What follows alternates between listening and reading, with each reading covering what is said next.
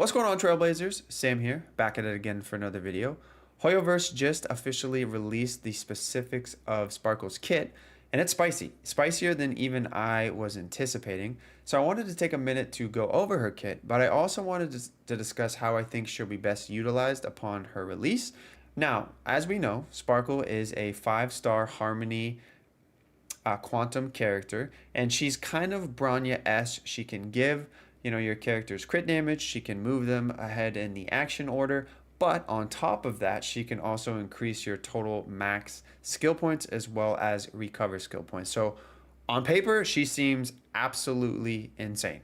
So if we jump into her kit, starting with her technique, looks cool. She puts her mask on. She's got a few spinning masks around her, and it's called the Unreliable Narrator. So using the technique grants all allies misdirect, and while in misdirect, enemies can't detect you. So very kind of similar to, Sela's ability. But while in misdirect and then you enter a fight, you actually recover a certain amount of skill points. So that's very pog. I definitely think this will be something that will be highly utilized within the simulated universe. So instead of, having to rely on the purple, containers or whatever, you can actually utilize her technique and then you can get some skill points. So very pog. I definitely think you should prioritize using this within simulated universe. Now, if we go down to her basic attack, pretty stock standard, kind of interesting animation, very adorable actually. She kind of hops and she skips and then she go ahead and kicks the enemy. I definitely wasn't anticipating Sparkle being a karate kid, so very, very, very adorable. Now, this is where it gets kind of spicy. So if we move to her talent, Red Herring, while Sparkle is on the battlefield, it increases the max number of skill points. So you'll see in this example, instead of the primary 5, we have 7, and I do think we can actually get this higher. I don't know what the max is. I haven't looked at leaks, but I definitely think this can get higher, as it says, it can stack up to a certain amount of times. But whenever an ally also consumes a skill point, all allies' damage dealt increases. So I think her talent is absolutely busted. Now, if we go to her skill, this is where she becomes a little baby Bronya. Increases the crit damage of a target ally for a certain amount of turns and moves them forward in the action order. Very, very insane. So not only are we getting a pretty significant crit damage boost, but we get to move our character forward in the action order. If you know anything about Honkai Star Rail, action forward is insane. It's one of the most important abilities in the game. It can save MOC runs. It can save a character's life. Bro, the fact that not only are you getting crit damage, but you're moving a character forward in the turn order is insane. I actually didn't know that she moved characters forward with her skill. So that's insane. Obviously, she can't use it on herself. Similar to Bronya, it won't trigger the action advance effect. Now, her ultimate, super dope animation. I really like the fact that she kind of dons this kitsune mask, very adorable. Recovers a certain amount of skill points for the team and grants all allies Cypher.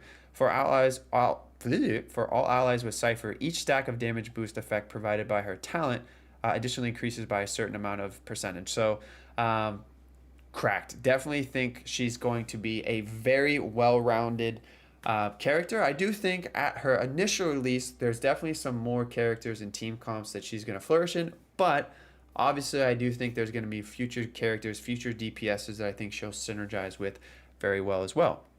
Now, I alluded to the fact that there's definitely some primary characters, secondary and tertiary characters that I think she's going to really thrive in. So let's jump into that. So I think right off the jump, I think the #1 character that comes to mind is Dan Heng. Dan Heng, very, very skill point dependent little boy. You pair him with Ting Yun, you pair him with Bronya. He definitely, that team will eat and eat and eat through your skill points. So the fact that you have Sparkle that not only increases crit damage, which can be a little hard to get on Dan Heng because you definitely want to get that 70% crit rate to proc Rudolent. The fact that you can give him crit damage, keep your skill point high and above the the normal threshold, and move him forward in the action order, all in one little character is insane. I can see some major damage screenshots with Ting Yun and Sparkle and maybe even Fu Xuan to give you even more crit. So if I pair him with Fu Xuan, he'd have 85% crit rate. Woo! So I definitely think Dan Heng is the probably in my mind the character I will use Sparkle with the most. But obviously, Sela and Mono Quantum in general, I think we'll see a pretty sizable increase as well. Now, gamers, I don't like admitting this, and it pains me to say, but my Sela has definitely fallen by the wayside. You know, I'm not gonna lie. I love this character when she came out. I used her constantly. Obviously, she was everybody's first DPS, everybody's first hyper carry. But after getting, you know, Danny Boy and Jing Leo, and even I really like Kafka and Black Swan. Like it just feels good. Like don't get me wrong, Sela's awesome, but the fact that QQ if QQ's C6 and Sela is C0, QQ actually does more damage. It just kind of rubs me the wrong way. Now I do actually have an E1 Sela, but I still don't use her that much, and I just feel like compared to Dan Heng and Jing Liu and even Argenti, like she just doesn't feel amazing all the time. Now don't get me wrong, she can absolutely hit like a truck, but if you don't proc her resurgence consistently, if you're fighting a boss that doesn't spawn a lot of ads, like it doesn't feel amazing all the time. And part of the problem is that we always wanted to have Mono Quantum thrive. Now, if we open up Mono Quantum, this is pretty much Mono Quantum as it stands. This is the best Mono Quantum team that we can come up with. It works. It's fine. But I would say Lynx and Fu Xuan are definitely a little bit redundant. They do different things. Obviously, Fu Xuan is an amazing damage mitigation character. And then, you know, she can heal, but Lynx is primarily a healer, and she can, dispel debuffs, which is insane.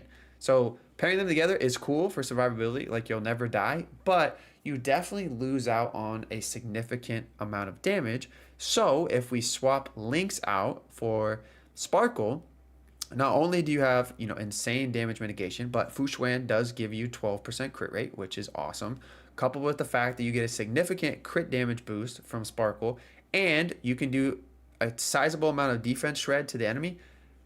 This team, and if we're imagining Sparkles here, of course, will absolutely do some insane damage screenshots. I am so excited to test it out and see how much damage I can do. I'm actually really excited. Like I might farm some more for my Sela to get her ready for Sparkle, because I'm really excited to see some big numbers. Now, obviously, if this works with Sela, it will definitely work with Xu Yi. I've never built this character. She looks insane. She actually is a very strong 4-star DPS. But I do think, where's QQ? Hello? Hello, am I blind?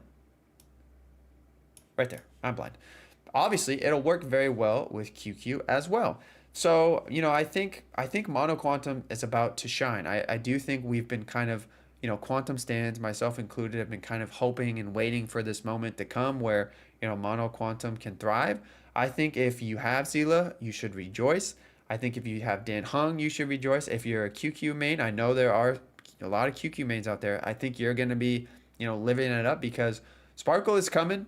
She's going to have a significant impact on, some top tier DPSs as well as making Mono Quantum, in my opinion, quasi meta. But I'm really excited for Sparkle. I think she's going to be a great character. Like I said, I still think there will be future characters that are going to synergize with her, just as well as our current cast of characters, if not better. If we go over to her light cone as well, her light cone is absolutely ludicrous. Like this thing, I'm kind of tempted to pull for it myself. So increases the wearer's crit damage by 32%. Similar to Bronya, you definitely want to have a good amount of crit damage on your Sparkle, because she's passing that on to your other teammates. And then at the start of the battle, wearer gains mass lasting for 3 turns. While the wearer has mass, the wearer allies have their crit rate increased by 10% and their crit damage increased by 28%. So not only does her skill give crit damage, but her light cone gives 10% crit rate and 28% crit damage. Plus, if you're running Mono Quantum, you're getting 12% from Fu Xuan. Holy moly, Batman, this starts to look pretty spicy. And then, on top of that, for every skill point the wearer recovers, including skill points that exceed the limit, which you always will, they gain 1 stack of Radiant Flame. When the wearer has 4 stacks of Radiant Flame, all stacks are removed and they gain mass lasting for 4 turns. So instead of 3 turns, it becomes 4 turns. This seems absolutely busted. I think this might be the best Harmony, support Lycone in the game. Ruan Maze is pretty spicy as well, but this one, whoo, looking pretty proper, Chief. But that's pretty much it, gamers. I just kind of wanted to, go over Sparkle's kit, go over, some situations and some team comps in which I think she could really thrive. But that's pretty much it. I really appreciate y'all popping in. Comment down below. Are you going for Sparkle? Are you a QQ main? Are you a Sela main? Are you a Dan Hung main and you really want to use her with young Daniel? Or are you skipping for good old Acheron and you're immune to the FOMO charms? But as always, I appreciate y'all so much, and I'll catch you guys in the next one. Peace.